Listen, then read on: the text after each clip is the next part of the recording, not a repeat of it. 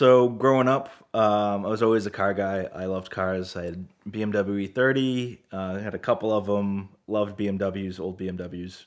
One of the things that happened when we were, I think, in high school or into college is Alex Roy broke the Cannonball record and was seemed to be everywhere in like the car community. And being a BMW guy, Alex Roy doing it in an E39 M5, which was what I thought one of the coolest cars at the time. I had just driven one. I went to a BMW performance driving school, and they put me in an E39 M5 and sent me down a runway. And it's the fastest I'd ever been in a car up until that point. Anything Cannonball, anything that came out about like how the record was broken, what he did to the car, the modifications he did to the car, the countermeasures he used, I was like eating it up. But it was always like a pipe dream, like add it to your bucket list. We never really did a lot of planning or anything, but every once in a while, once or twice a year, maybe like a handful of times a year, we'd sit there and talk about it. Like, hey, if we did this, what would we do? This we just talked about it. Thought it was really cool, and we watched some of the stories online about it, and read the book, The Driver, and this, that, and the other thing. And we always just kind of talked about it and said, "Oh, it'd be such a great thing to do." And then Ed Bolian does it.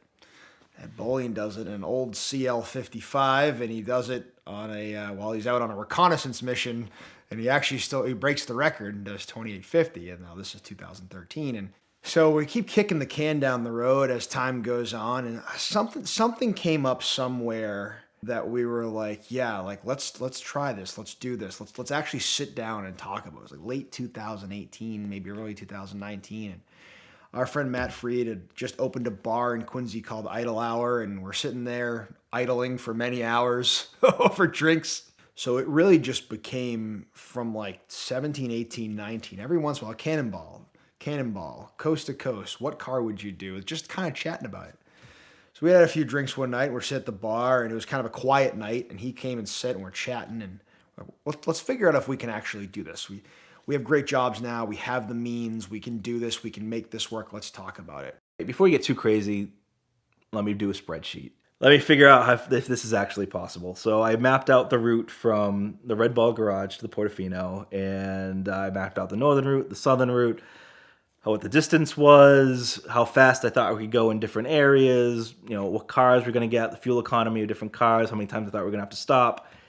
Started playing around with it, shared the spreadsheet with my friend Chris, and I'm like, what do you think? And he's like, I think it's doable. And I think that was the start of like, we're really going to try to do this. We're going to break Ed Bolian's record.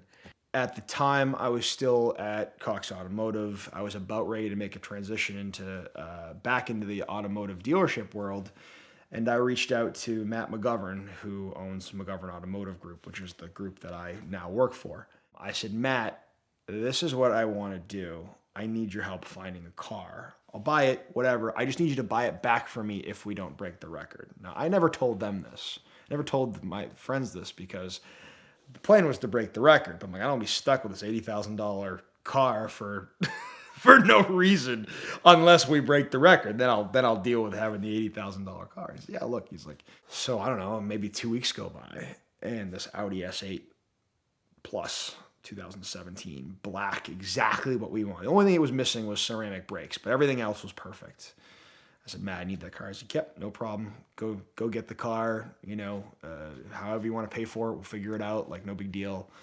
So I get the car, I take it back, I show these guys, and we're all like super, super excited. Like, this car's the best car. This is going to break the 2850. There's a 2730 in this car. Like, this is unbelievable. And at that point, we already kind of decided what we wanted from a countermeasure standpoint. We were starting to buy stuff. But now that we had the car, we take all the measurements and so on and so forth. So we started planning for the run at beginning of 2019, January, February of 2019. And initially we thought that we give ourselves some runway, that, maybe Columbus Day weekend 2020 would be the perfect date to do it. And maybe we do a dry run in beginning of April, mid-April in 2020. So it gave us about a year to get figure out what we're doing, get the car, do some testing, and get ready for the dry run, and then fix everything that we did wrong for the actual attempt in October of 2020. What can we bring to the table? Like, what's our competitive advantage? What can we do better than these other guys that are going to allow us to go faster? One thing that we thought of right away is we'll get a bigger fuel cell. We'll carry more fuel on board, more fuel than Alex did, more fuel than Ed did, and we can stop less. So we assembled like a small team of people to help us out and help us plan, and we had commitments to go out and spot. McGovern Automotive was a huge help finding us the perfect car, the exact car we wanted, an Audi S8 Plus, black, and immediately after we bought the car, the day after we bought the car, VINwiki posted that the record was broken, and all the planning that we did to go 28:50 minus 1 minute was now completely out the window. And we had to start planning for the new record that Arnie and Doug set, which was 27:25 at the time. So we called Pyrotech and made hey, we need this giant fuel cell, but we're not really going to tell you what we're going to do with it. Call, and Pyrotech, to their credit, was excellent. This whole thing designed and built us a great fuel cell for Cannonball. We got it. It fit perfectly into the back of the S8 Plus, like it was absolutely made for that size fuel cell in the back. Got all the countermeasures done, did some more testing, shakedowns of the car. We made a computer with some custom software to help us along the way. Got all of our spotters lined up. We had all of our plan lined up, and all of a sudden, about a month before our dry run, the whole world shut down due to COVID. Ed Bullion had called us and said, like, hey, there's other people planning on going now. Maybe you want to move up your date a little bit. That was going to be tough. We had already had our spotters committed. We just thought we were having troubles with the car. There was some service bulletins for the Audi S8 Plus we needed to have addressed for the car to make sure it was in tip-top perfect shape before we went. And all of our spotters were already committed to 2 weeks later, so we decided, no, we couldn't move the date. We're just going to go. Turns out that date came and went, and the record was broken again. So this is the second time the record was broken since we started planning, and it had gone from 28:50 now to 26:39 was now the new record. So it was almost 2 hours quicker than our initial plan and what we initially bought the car for and all our countermeasures. We started thinking at that time we might have bought the wrong car. So we quickly rejiggered our calculations and said, well, let's do this. Got the car ready. We drove to Manhattan, sent our spotters out on the road, and decided we'd take our chance. And we got to the Red Ball garage with a full fuel cell and a full tank of gas. And Chris, myself, and Matt Freed got ready to go. We're all in the car. We're all nervous. COVID is less than a month old. Everyone's kind of on edge. New York City is abandoned. We were sitting in front of the Red Ball garage, and you could hear a pin drop. We were checking all of our systems, making sure the laser jammer's on, radar detector's on, police scanner set to New York, and everyone's nervous in the car. Like we've gone on road trips before, we've gone on car cruises before, but this is different. We're sitting there, and I'm sitting in the passenger seat of the car, and I'm timing the lights and counting to see the light cycle to make sure, hopefully, when we go at the perfect time, we hit green, green, green, green. And so finally, it got to be our start time that we wanted, and I counted down, waited for that last light to turn red, counting down from 19. I said, when I hit 0, go as fast as you can, and I'll tell you when to turn. And we got through the Lincoln Tunnel from the Red Ball in under 4 minutes. So we're flying, and we're making decent time, and we're in New Jersey, the top of New Jersey, into Pennsylvania, and one of our co-drivers, Matt, he's getting a little sick. He wants to open the window. He needs some air in the back. So we cracked open the window, and we both turn around like, what are you doing? Like, why are you opening the window? He's like, getting a little sick back here. I don't think we barely made it into Pennsylvania, and he's out the window at cannonball speeds of 150 miles an hour, vomiting out the back of the S8 Plus. So we decide that maybe, we'll put him in the front seat, and then Chris and I will just, change off driving like for the next couple things until he's feeling better. No matter how much we practiced our fuel stops before we decided to go on this, the first fuel stop was kind of a comedy of errors. You could have put on yakety sax in the background as we're running around the car, trying to get the pumps going, trying to fill the car. What we'd practiced to be like a 7-8 minute stop, I think took us 15 minutes, double what it should have taken us. So we're already slow. we're already showing our inexperience on the first run. The Missouri area is one of the places we lost spotters. So being it was COVID and COVID was brand new, all of our spotters were admittedly very nervous about going to places they weren't familiar with and staying a night in a hotel or flying. And totally understandable. We had a lot of spotters back out. So we're driving through Missouri and we see up ahead that there's a cop. So we slowed down to 70 miles an hour, which we thought was a reasonable speed and under the speed limit. And we passed the cop. We're like, all right, that's great. And he turns his lights on. And everyone in the car is very surprised. And he pulls us over and he asks us if we know how fast we're going. We say 70 miles an hour. And he's like, well, the speed limit there is 65. And he proceeds to give us a warning, but also spends a lot of time talking to us. So we're all nervous about this now that we've had a cop pull us over. We're going a little slow. And I get to the point where I just look at Chris and I'm like, we need to make a decision, man. Like, are we going to finish this run or are we not? Like, if we're going to finish it, we need to go faster. Like, with the pace that we're going now, it won't break any record. So we're putting ourselves at risk for nothing. Either we need to go a lot faster and try to break this record, or we just need to turn around and go home. And I think Chris and I both looked at each other and it's like, no, we're going to do it. We're going to break the record. And we bowed back, foot to the floor, re-engaged, sped all the way through Oklahoma into Texas. We're getting into Texas. We hit a little bit of construction. We're behind a truck. And the truck, some piece of like metal, a sheet of metal, falls off the back of the truck and gets kicked up right into our grill. Makes a huge like impact noise, scrapes the bottom of the car. Everyone in the car is like, oh my God, are we okay? Like, any lights come on? What happened? Nothing. Car's running fine. We decided, all right, we're going to keep going. We get to our next fuel stop in New Mexico, jump out of the car, look at the front of the car just to make sure we're okay. The front of the car is wiped out from this. Matt's ghost white and basically gets out of the car, almost falls down. And we're like, are you okay? He's like, yeah, I'll be fine. I'll be fine. We get back in the car, start going, getting really hot in the car now. We're in the middle of New Mexico. We realize like the AC's not working. Turns out that the piece of metal we hit punctured the AC condenser. No more AC in the car for the entire time. Matt is now turning very white. And we get to the point in New Mexico where we're like, dude, you're not going to make it. You're not going to make it the rest of the day. He reluctantly agreed and said, you're right. Like, I can't go anymore.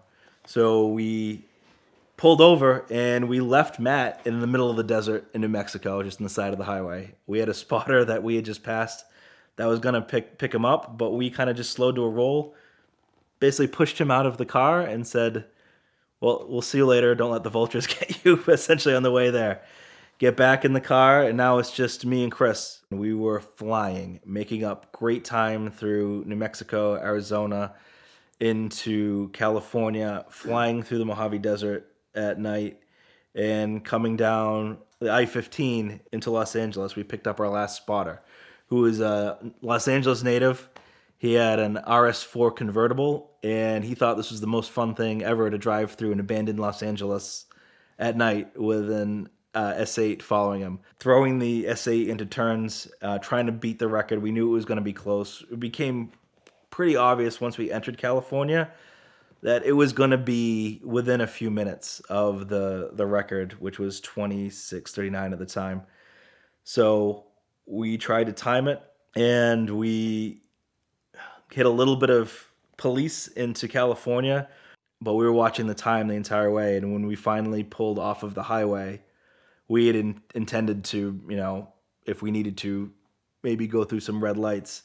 We get to the bottom of the off ramp, and just as at the time that we needed to hit for the record elapsed, and I stopped at the red light, and Chris was like, "What are you doing?" And I'm like, "No sense in doing anything else crazy. Like, we already missed the record. Like, we're not going to break the record. So what does it matter if we're 3 minutes late or 5 minutes late? It doesn't matter at this point." And so after that, miraculously, we hit all green lights all the way to the Portofino, which we would never do ever again. And we arrived 5 minutes late from the record. It was 26:43 was our final time. We've now missed the record by 5 minutes. And at this point, we're very disappointed. We're like, all right, we got to try this again. How are we going to do this again? Well, we've known all the things we've done wrong. We've had our co-driver get car sick. Okay, he's one of our best friends we feel awful about. We've smoked the brakes on the S8. We realized the brakes are no good.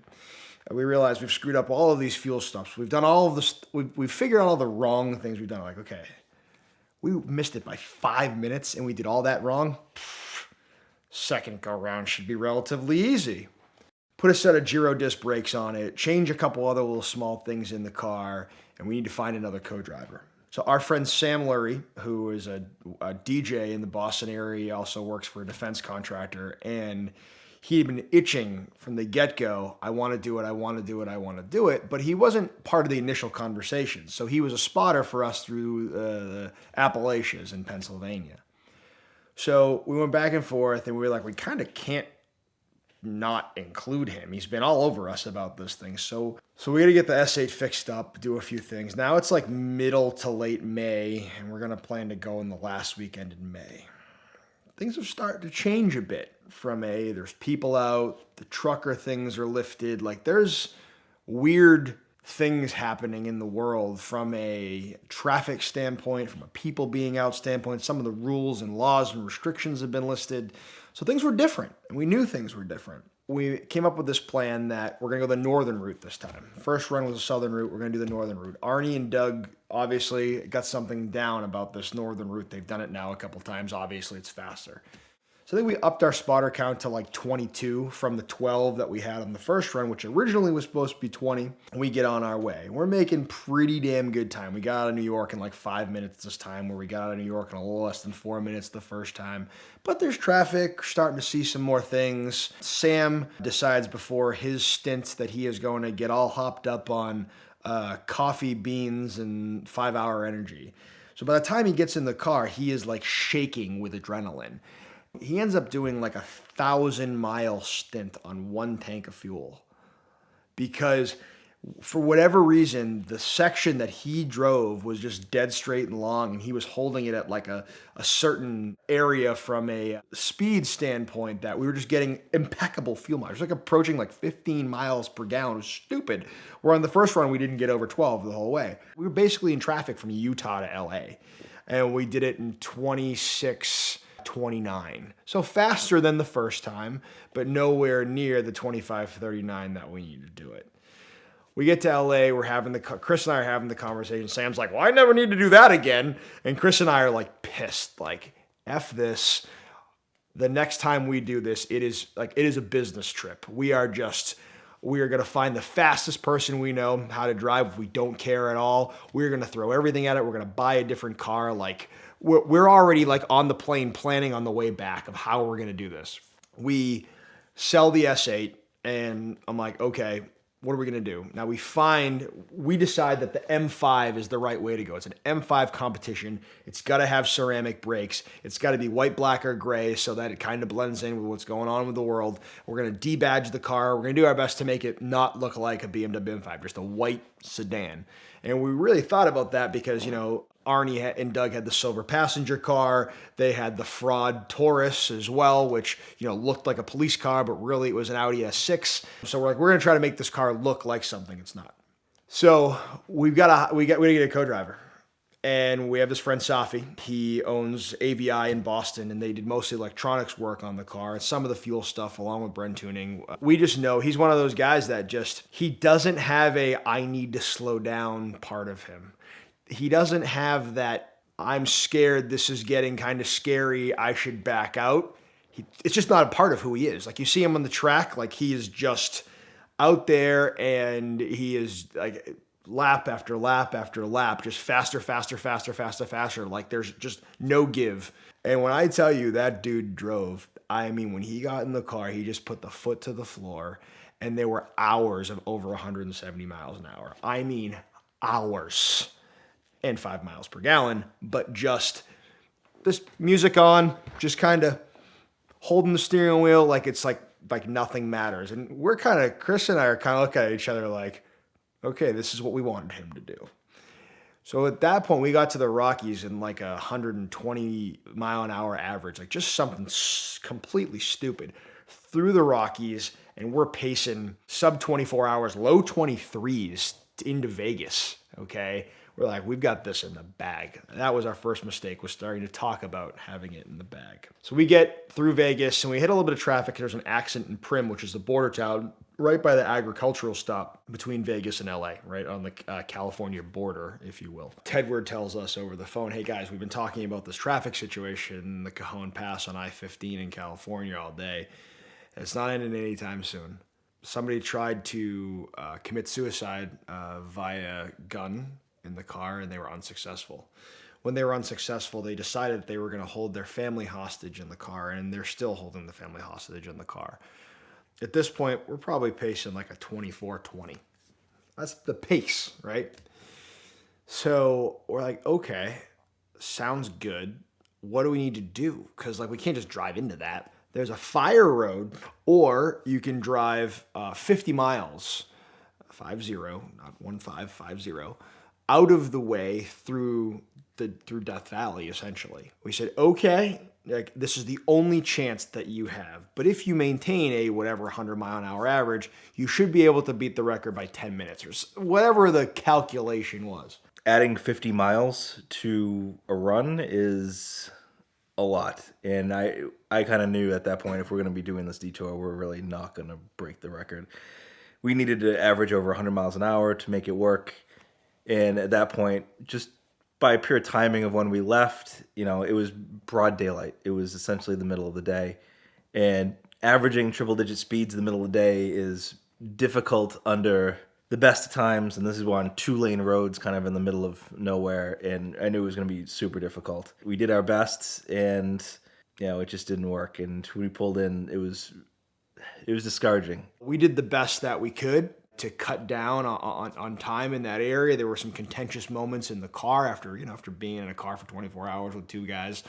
This is going to be a difficult conversation sometimes. We got past those eventually, but it was interesting. We roll into the Portofino at 25 hours and 57 minutes, which sounds great because it's the second lowest documented time in Cannonball history and third lowest time overall. The first time we did the Cannonball, we kind of thought that our lack of preparation and experience cost us the record. The second time, we felt that it was just bad luck, bad timing, bad everything, cost us the record. We really, in Colorado, kind of knew that this is going to be too tough to do it. And this third one, it was just so close, and it was just like the universe just took this away from us, and it was just so discouraging. That's kind of the thing about Cannonball. Like, if you have to get everything right. There's all these people that think they're going to break a record and think they're going to do this. At that point, we'd done it 3 times, and we felt we were like professionals doing this thing. And you can't control weather. You can't control traffic. You can't control the fact that somebody's trying to hold their family hostage on the side of the road. You can't control any of that. You just have to get everything to go perfect.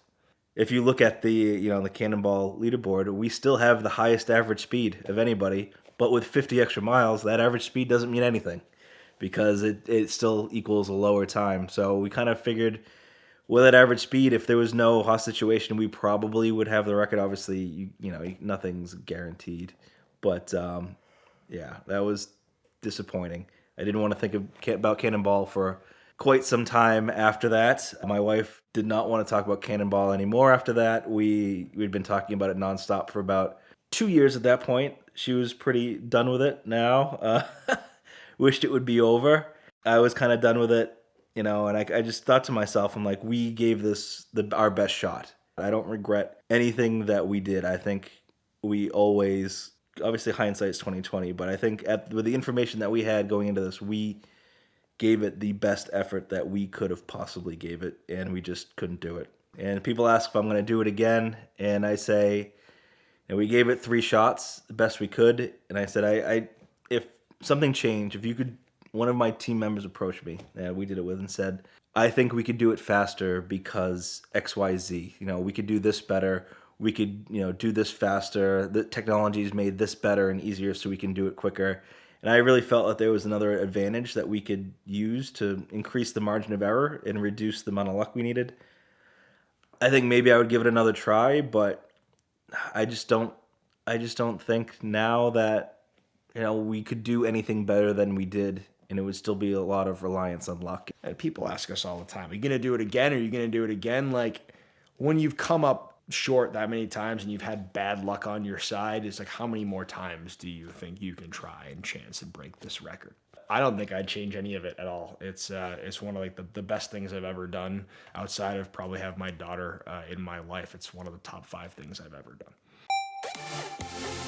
Buying a used car, especially sight unseen, can be a very scary process, and you should never do that without getting the car inspected first. And the best and easiest way to have that done is using the Lemon Squad. They are an amazing resource that can almost immediately inspect a car for you anywhere in the country. They have no hidden fees, they're the largest company in the industry, and they have the fastest response times in the industry. So check them out now at the link in the description below. You can use the code VINwiki for a 10% discount, and they will literally go tomorrow and check out any car in the country that you are looking to buy. It is the best way not only to find out if you're being scammed, find out if the car is a piece of garbage, and to make sure that you're buying exactly the car that you're looking for. So next time you buy a car, make sure to use the Lemon Squad.